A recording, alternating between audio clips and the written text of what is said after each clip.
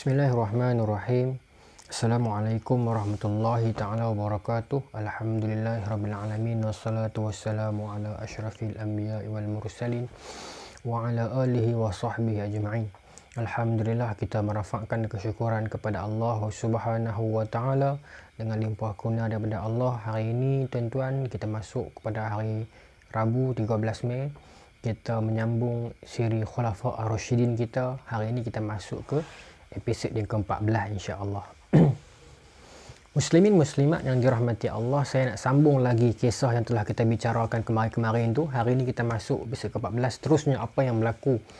Maka tuan-tuan, pada tahun ini kita mulakan tahun ini. Saya ada janji pada episod lepas kan, saya kata tahun yang akan kita bicarakan malam ni, hari ini malam recording. Episod ni adalah episod tahun 17 Hijrah. Saya nak bermula dengan kisah pada bulan Muharram 17 Hijrah ni apa berlaku. Ketika bulan Muharram tahun 17 Hijrah ini berlaku perpindahan besar-besaran tentera Sa'ad bin Abi Waqqas daripada kawasan Al-Madain. Mereka berhijrah beramai-ramai ke bumi Kufah di Iraq, masih dalam wilayah Parsi. Kenapa berlaku perpindahan ini? Kerana semasa mereka berada di Madain, para prajurit Sa'ad bin Abi Waqqas mengalami sakit kulit, binatang-binatang apa pun sakit. Maka bila dia hantar surat dekat Sayyidina Umar bagi tahu mungkin cuaca di sana tak sesuai dengan untuk kita, untuk orang Arab, ataupun mungkin berlaku apa-apa benda kat situ, better you move, pindah. Maka berpindahlah Sa'ad bin Abi Waqqas dengan para prajurit dia menuju ke bumi Kufah. Maka di sanalah permulaan cerita Kufah itu, bagaimana ketika mana Sa'ad bin Abi Waqqas dan tentera dia masuk ke bumi Kufah, sekarang pun di Iraq kan. Sa'ad bin Abi Waqqas mendirikan masjid di sana. Jadi di dalam Bidayah wa Nihayah, Al-Imam Ibn Katsir sebut bangunan pertama yang didirikan di Kufah adalah masjid. Hebatlah. Maka kata yang direkodkan oleh Imam Ibn Katsir, ketika mana Sa'ad bin Abi Waqqas dia dah setuju untuk buat satu tapak kawasan dekat Kufah tu, kita nak dirikan masjid di tapak ini, maka dah gazet dah, tapak ni kita akan jadikan masjid. Kemudian dia panggil satu orang pemanah, ataupun dalam riwayat lain sebut pelontar lembing yang paling kuat dalam kalangan prajurit beliau, untuk berdiri dekat tengah-tengah tapak masjid itu dan lontarkan lembing paling jauh boleh pergi 4 penjuru. Maka dia lontar, maka bila lembing tu jatuh, itulah sempadan masjid, kata Sa'ad bin Abi Waqqas. Maka kalau nak bina rumah, perumahan penempatan, bina beyond lembing itu, lepas pada itu lagi. Maka rumah pun dibinalah penempatan sekeliling kawasan itu. Diceritakan dalam sirah bagaimana rumah itu dibuat daripada buluh, dan kemudian berlaku kebakaran dan digantikan dengan batu bata, simen dan sebagainya, teknologi dululah. Tetapi nak bagi tahu vision Sa'ad bin Abi Waqqas itu, dia nampak dah one day masjid ini akan mengalami pembesaran dan sebagainya. Maka daripada awal itu kaedah dia lah, walaupun masjid tak dibina sebesar tu lagi, tetapi dia dah gazet siap-siap dah, kawasan ini nanti mesti akan berlaku pembesaran masjid zaman ke depan Islam. Dan terbukti hari ini berlaku. Bila pembesaran masjid berlaku di Iraq, memang kawasan itu yang dicakupinya. Hebatlah, ini vision Sa'ad bin Abi Waqqas. Itu yang berlaku kepada grup Parsi. Kita label ke macam tu senang. Grup Parsi dipimpin oleh Sa'ad bin Abi Waqqas yang bertempur dengan Parsi. Ketika ini 17 Hijrah, mereka berada di mana? Dekat Kufah, sedang mendirikan masjid, mendirikan perumahan, mendirikan pembandaran. Meanwhile, grup Rom yang bertempur dengan Rom, ingat tak siapa general dia? Ingat siapa dia? Ya, betul, Abu Ubaidah Al-Jarrah kan. Ketika ini Abu Ubaidah Al-Jarrah sedang berada di Hims, dekat dalam kawasan Syria, atas pada Dimash, atas pada Baitul Maqdis, Hims di Dimash di Syria. Khalid Al-Walid berada di Qinasirin, dia jadi governor ataupun komander di sana. Mereka dah berpecah masa ni. Masa Abu Ubaidah dengan tentera dia berada di Hims, tak ramai, pasal tentera Islam dah berpecah-pecah ke beberapa kawasan. Khalid duduk di Qinasirin, Abu Ubaidah Al-Jarrah duduk dekat Al-Hims. Problem berlaku apabila tentera Rom masih lagi mengancam pasukan Islam. Apa mereka buat? Mereka mengepung Hims. Bahkan mereka berpakat dengan penduduk kota sebelah, penduduk kota Aljazair, Kota Aljazair ni mereka dah memberikan pendamaian terhadap orang Islam, dah nak banyak jizyah, tapi mereka mengkhianati perjanjian, berpakat dengan pasukan Rom untuk mengepung Abu Ubaidah Al-Jarrah dengan tentera beliau yang tak ramai, yang terkepung dalam kota Hims. Di sekeliling kota Hims itu ada pasukan Rom yang sangat ramai, dibantu oleh penduduk kota ataupun tentera pasukan Aljazair yang sangat ramai. Maka terkepunglah seorang-seorang Abu Ubaidah di dalam kota Hims ini, sedangkan di sekeliling beliau ada orang kufar daripada Rom dan Aljazair. Maka Abu Ubaidah Al-Jarrah hantar surat kepada Khalid Al-Walid dekat Qinasrin untuk bantu, dan hantar surat kepada Amirul Mukminin Sayyidina Umar di Madinah untuk informkan kepada Amirul Mukminin tentang peristiwa ini yang beliau dikepung oleh penduduk Rom dan Aljazair. Maka Sayyidina Umar, seperti mana yang saya cerita kat tuan-tuan, dia sangat sayang dekat Abu Ubaidah, maka dia rasa macam I need to do something lah. Kenapa Aljazair begitu khianat? Kamu dah bayar jizyah, kamu dah setuju pendamaian, tiba-tiba kamu kepung aku punya panglima. Khalid sampai dulu daripada Qinasrin sebab tak jauh. Khalid beritahu dekat Abu Ubaidah, kita gempur, jangan peduli. Walaupun mereka ramai, mereka kepung kita tak ramai, kita gempur. Kata Abu Ubaidah Al-Jarrah, tak apalah, kita tunggu Sayyidina Umar dulu keputusan dia macam mana. Tuan-tuan, meanwhile di Madinah, Sayyidina Umar sudah tak boleh tahan pasal dia geram dengan pengkhianatan pasukan Aljazair, penduduk Aljazair dengan juga orang Rom ini yang mengepung Abu Ubaidah Al-Jarrah ini. Maka dia sendiri turun padang kali ini, kali kedua. Dia sendiri turun. Kali ini dia memang betul-betul nak turun lah. Kalau hari itu dengan Parsi, dia pergi mesyuarat dulu. Kali ini dia memang betul-betul turun. Dia turun all the way nak pergi ke Hims, nak selamatkan kesayangan dia, Abu Ubaidah Al-Jarrah. Ketika mana Sayyidina Umar on the way nak sampai dah, dia masuk dekat kampung Jibiliyah yang saya dah cerita sebelum ni tu, dia singgah sekali lagi di situ. Orang-orang Aljazair dengar cerita kedatangan Amirul Mukminin. Sayyidina Umar sendiri turun. Bila King sudah turun mah, dia punya sengat lah. Oh, kita pun tak boleh tahu. Bila Sayyidina Umar sendiri turun, Aljazair, penduduk Aljazair sudah goyang. Maka mereka meninggalkan posisi mereka, lari meninggalkan tentera Rom keseorangan. Maka bila tentera Rom melihat bagaimana penduduk Aljazair yang berjanji nak bantu mereka, penduduk Aljazair lari, maka penduduk tentera Rom pun lari berundur. Hanya dengan mendengar kedatangan Sayyidina Umar, mereka berundur. Sayyidina Umar tak sampai lagi, dia baru turun, baru on the way, mereka sudah goyang. Ini yang Allah Ta'ala campakkan dalam Quran. Allah Ta'ala sebutkan, Allah Ta'ala campakkan sanulqi, campakkan fi qulubil ladzina kafaru, ke dalam hati orang kafir itu ru'ba, ketakutan terhadap orang Islam. Bila keyakinan kita ada kepada Allah Subhanahu Wa Ta'ala, orang kafir akan takut dengan kita. Hanya mendengar nama Sayyidina Umar yang on the way nak mai, mereka telah cabut lari. Tapi Sayyidina Umar sampai juga dekat Hims. Bila sampai melihat kan, yalah, pekat lari habis dah. Abu Ubaidah Al-Jarrah tu selamat. Khalid Al-Walid pun dah kembali ke Qinasrin. Maka Abu Ubaidah Al-Jarrah serang Aljazair sebab mengkhianati perjanjian. Maka bila diserang Aljazair, dan Abu Ubaidah Al-Jarrah hantar surat kepada Sayyidina Umar yang masa tu dah on the way nak balik Madinah balik dah. Bagi tahu kat Sayyidina Umar, Aljazair kami dah serang, kami dah tawan semula kerana mereka biadab mengkhianati perjanjian, dapat harta rampasan perang. So how come harta rampasan perang ini nak bahagi dalam kalangan tentera aku sahaja yang membebaskan Aljazair, ataupun nak kena bagi juga dekat tentera Sayyidina Umar yang turun daripada Madinah tu, yang teman Sayyidina Umar tu, nak kena bagi juga tak? Sebab depa tak perang pun, cuma depa ikut Sayyidina Umar mai saja, datang saja belum sempat perang. Maka Sayyidina Umar kata bagi juga dekat tentera dia, sebab dengan kedatangan mereka itu, dengan berita kedatangan mereka itu, pihak musuh lari, bermaksud mereka ada sumbangan dalam peperangan ini, maka kena bagi juga. Maka dibahagikan juga kepada tentera-tentera yang datang daripada Madinah untuk membantu, meskipun tak turun medan, tetapi dengan berita kedatangan mereka itu menyebabkan Rom lari, maka mereka berhak menerima perkongsian pengagihan harta rampasan perang. Itu yang berlaku dekat wilayah Rom yang sedang dihadapi oleh Abu Ubaidah Al-Jarrah. Cuma ada satu peristiwa yang berlaku dalam tempoh itu, di mana dalam area bila tentera Rom lari tu masuk ke pelosok-pelosok Syam balik kan, maka mereka nak melangkah ke satu lagi kota dalam wilayah Syam lah. Maka ketika itu special branch ataupun intelijen Sayyidina Umar main bagi laporan, bagi tahu, wahai Amirul Mukminin, tak boleh masuk lah, tak boleh langkah ke depan lagi.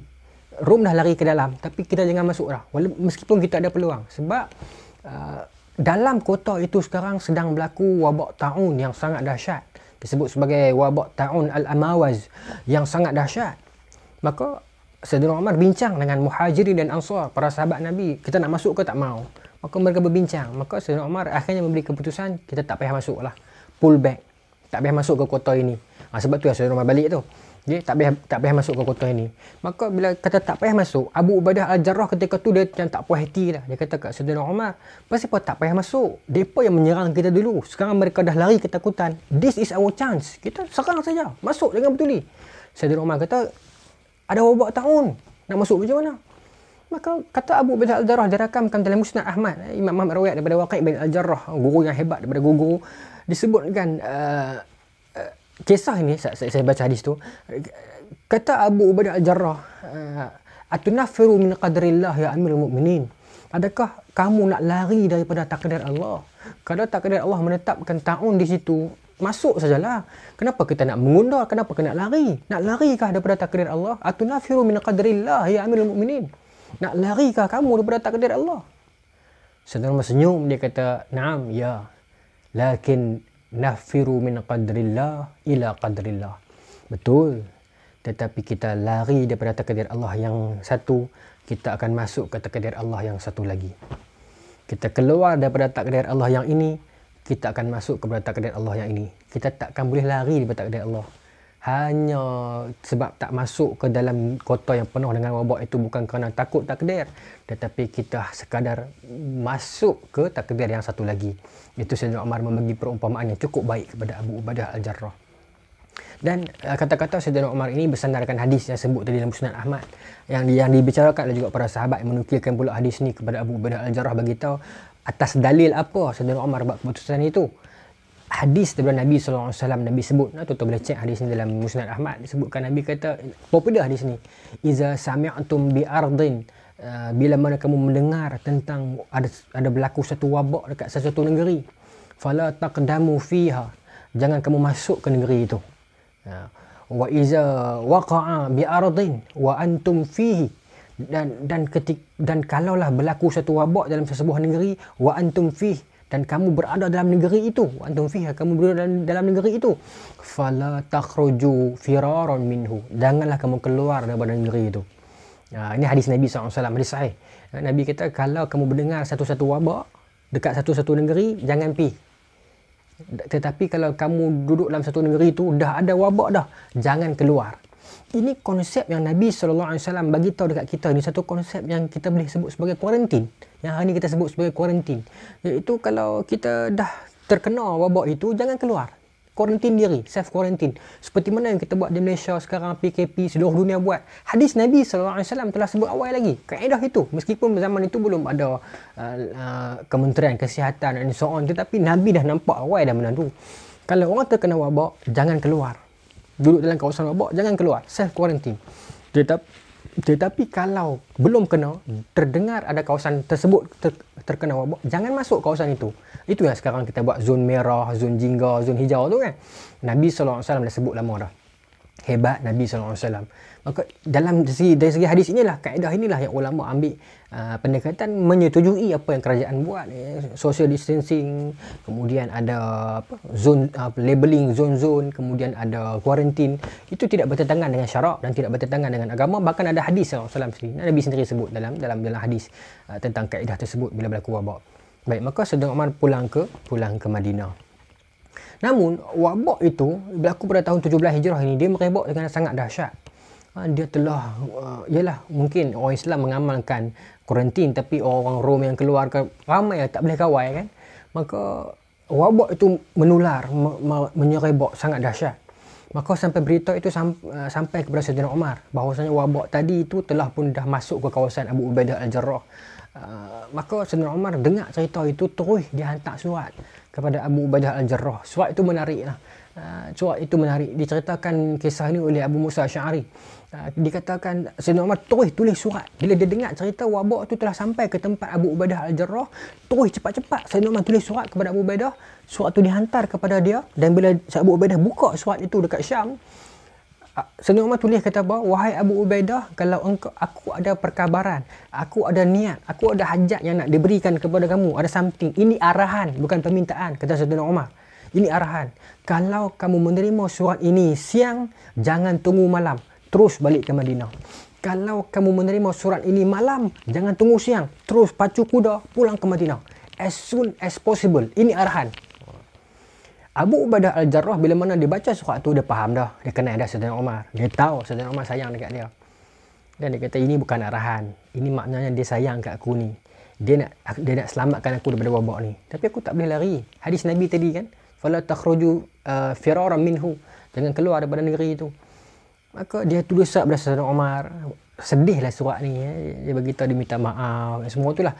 Sedihlah surat tu, tuan-tuan carilah di internet ada cerita. Dia tak mau. Dia tak mau ikut arahan Saidina Umar itu. Maka dia kata, saya tak akan keluar daripada negeri ni, saya governor, saya komander. Maka bila surat itu dia diutuskan pulang kepada Saidina Umar, Saidina Umar buka surat itu dan membaca hasrat Abu Ubaidah yang kata saya tak akan keluar daripada Syam ini. Saidina Umar menangis sungguh-sungguh, sampai para sahabat delegasi yang berada dekat istana dalam masjid masa tu tanya Saidina Umar, wahai Amirul Mukminin, kenapa kau menangis membaca surat Abu Ubaidah? Apakah Abu Ubaidah telah pun meninggal?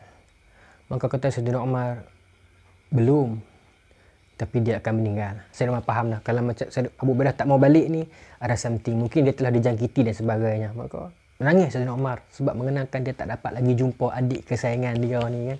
Dia menangis sungguh-sungguh.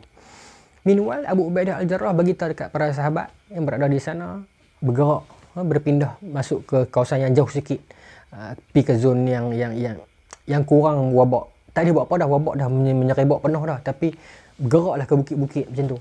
Maka para sahabat tanya, tak silap saya masa tu ada Muaz bin Jabal, ada Amr bin Al-As, tanya kepada Abu Ubaidah, tak mau ikut ke? Abu Ubaidah kata, tak boleh ikut sebab wife aku dah kena penyakit tu, dan aku rasa aku kena. So kamu bergeraklah. Sebelum mereka bergerak beramai-ramai, Abu Ubaidah bagi satu khutbah peringatan, kemudian Abu Ubaidah jatuh dan dia telah pun meninggal dunia akibat daripada penyakit taun ini. Maka yang menggantikan Abu Ubaidah adalah Muaz bin Jabal. Muaz bin Jabal naik menggantikan Abu Ubaidah sebagai komander dan juga gubernur dekat wilayah Syam. Dalam tempoh yang darurat dalam tempoh PKP itulah. Maka tak lama Muaz bin Jabal pun dijangkiti penyakit tersebut. Anaknya meninggal dunia, kemudian dia pula meninggal dunia. Kemudian naik pula Amr bin Al-As, naik sebagai gubernur dan juga komander yang menggantikan kedua sahabat Nabi SAW yang meninggal itu.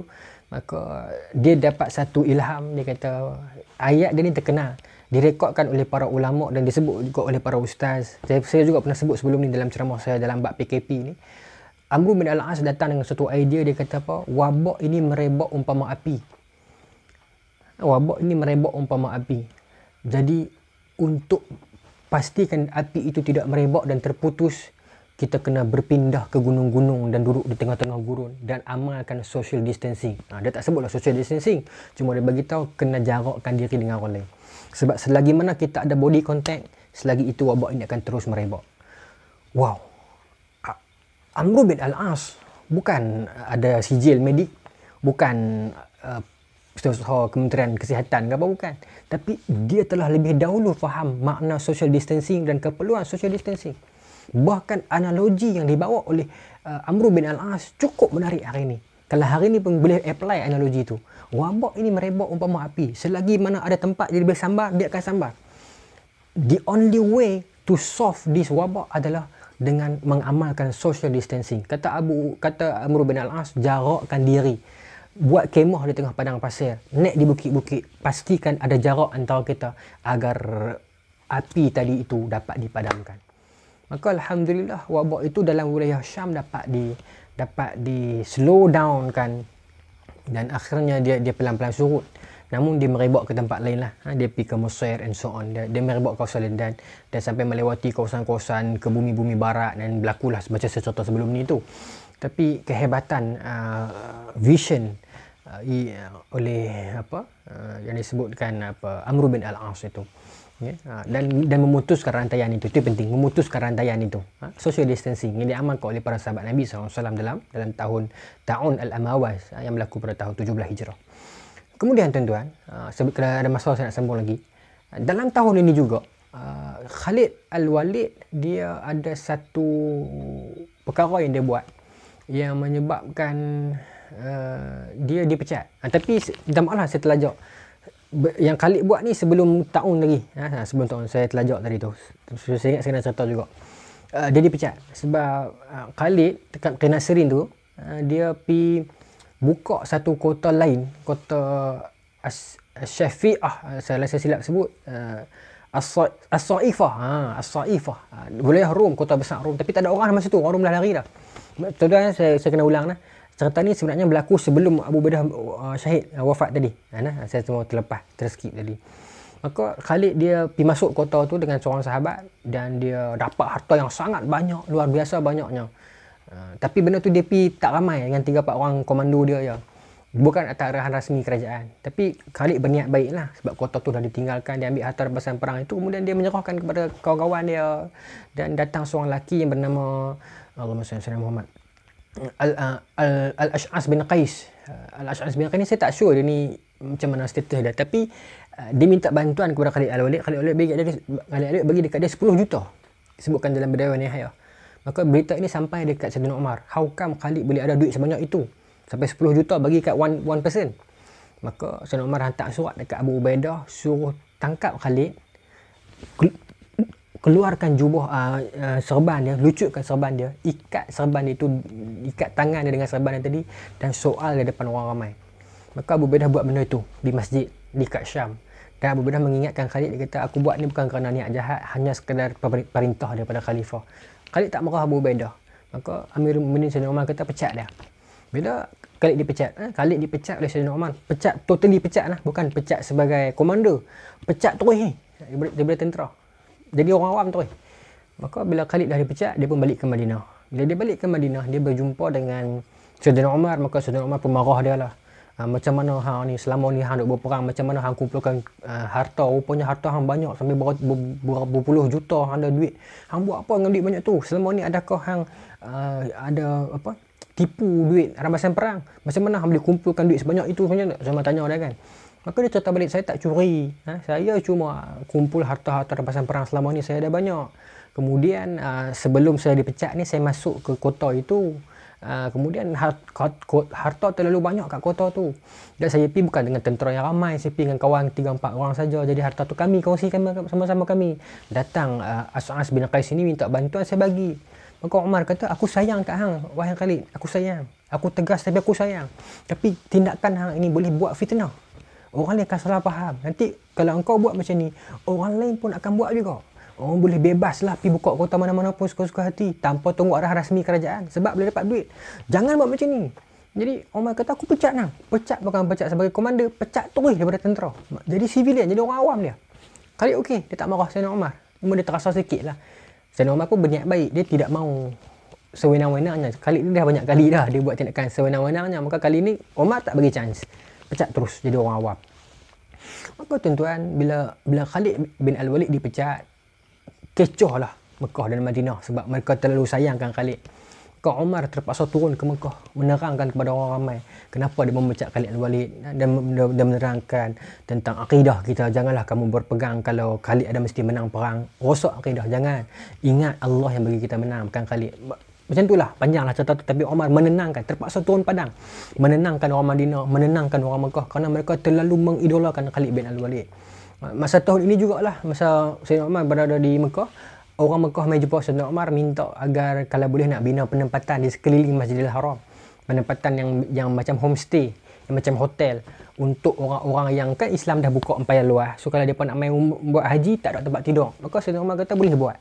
So jelas pada tahun 17 Hijrah adalah sejarah pertama ada muasasah, ada hostel yang dibuat atas persetujuan Sayyidina Umar.